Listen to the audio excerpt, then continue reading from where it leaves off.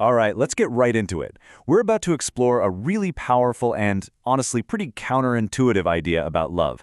It comes from an amazing Romanian theologian named Dumitru Stăniloae, and I have to tell you, it's one of those concepts that might just flip how you see every single relationship in your life. So here it is, the big idea. Did you know that if you love someone for their qualities, you don't actually love them at all? I know, that sounds completely bonkers, right? I mean, we're all taught to love people because they're smart or funny or kind. But what if that whole way of thinking totally misses the point of what love really is? So here's how we're going to unpack this. We'll start with our kind of flawed idea of love. Then we'll get into the huge difference between an object and a person. We'll explore the mystery of who we are, see how love can be this transformative power, look at its ultimate divine blueprint, and then, finally, bring it all home to a new way of seeing the people around us. Okay, first up, our flawed idea of love. Let's dig into why loving someone just for their best traits might actually be a trap. You know how it is, right? We tend to think of love as a reaction to a checklist of good qualities. We're drawn to someone because they're intelligent, or they make us laugh, or they're good-looking. But Stăniloae's big point is that when we do this, we're not loving the person. We're just loving their resume, basically, a collection of attributes. We're essentially loving an object, a what, instead of a who.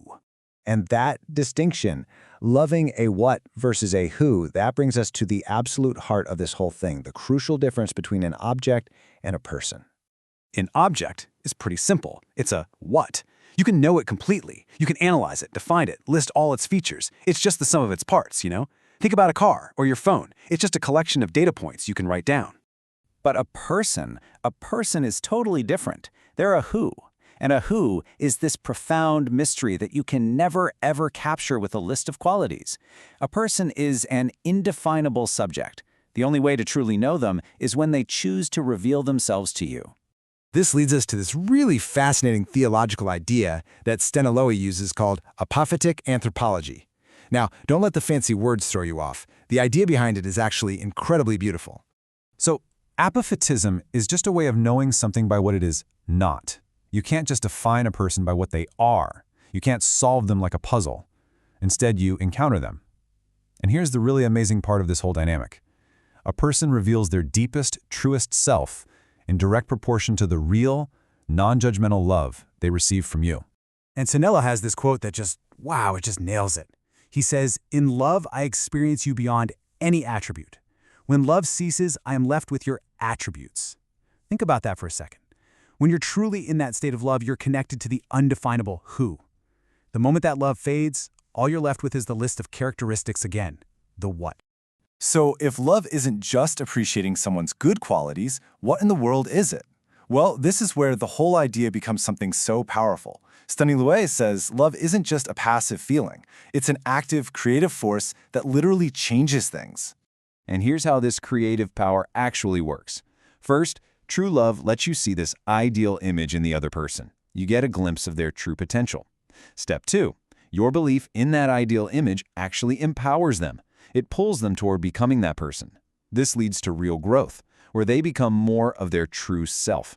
And finally, and this is the best part, it's not a one-way street. It's a mutual transformation where both of you are changed and lifted up.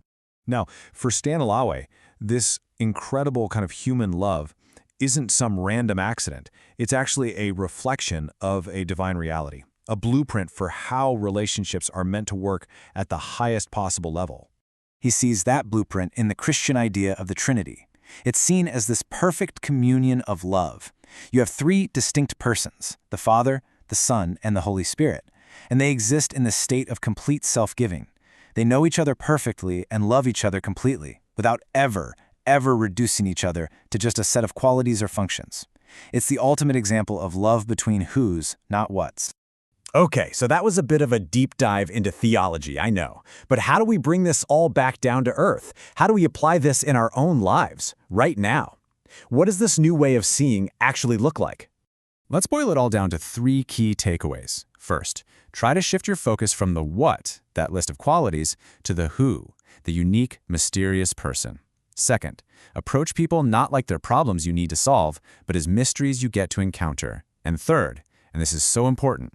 Remember that your love has actual power. It can be a creative force that helps both you and the people you love become the best versions of yourselves.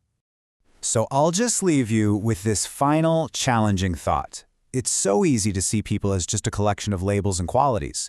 But with this in mind, who in your life, your partner, your friend, that colleague at work, who will you choose to truly see today beyond all the attributes as the profound mystery they really are?